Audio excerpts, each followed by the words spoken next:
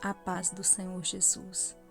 Quero deixar uma mensagem para os irmãos que se encontra no livro de Mateus, no capítulo 13, no final do versículo 8 e 9.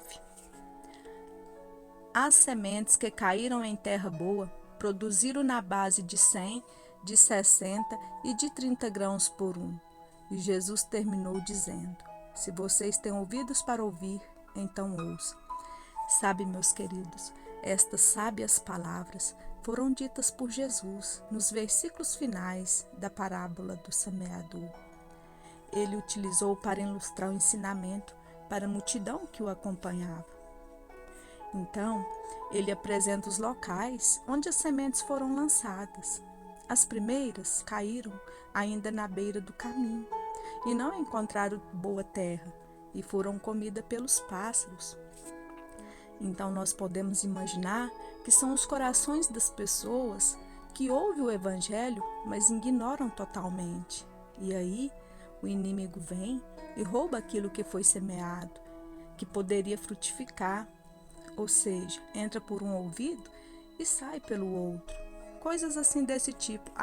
Isso não é para mim.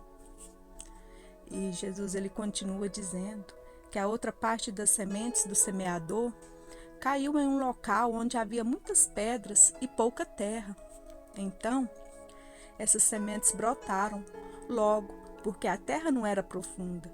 Mas logo veio o sol e queimou as plantas, que secaram sem água, porque não tinha raízes.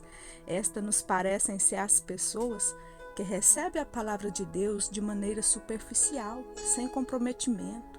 Suporta até as primeiras dificuldades, mas logo que surgem as lutas, elas desanimam, porque não tem raiz, não tem um vínculo, não tem um relacionamento com Deus, não tem profundidade.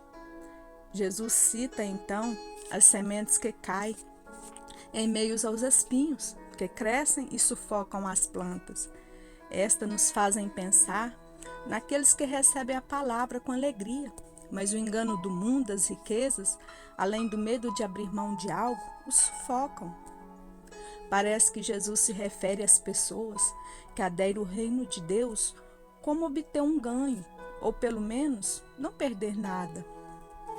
O coração espinhoso é aquele que tenta até se comprometer com o reino, mas abandonar a velha vida, os velhos hábitos, as práticas do mundo.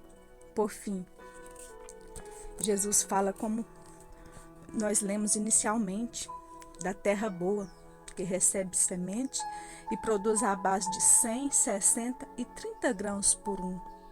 Este é o coração daquelas pessoas que ouvem o Evangelho, se apaixonam por Jesus e, como galhos da videira, começa a produzir frutos, edificar no reino, se compromete com o amor ao próximo, entendendo que no reino de Deus o crescimento é coletivo e está disponível em abundância, paz e alegria em Jesus.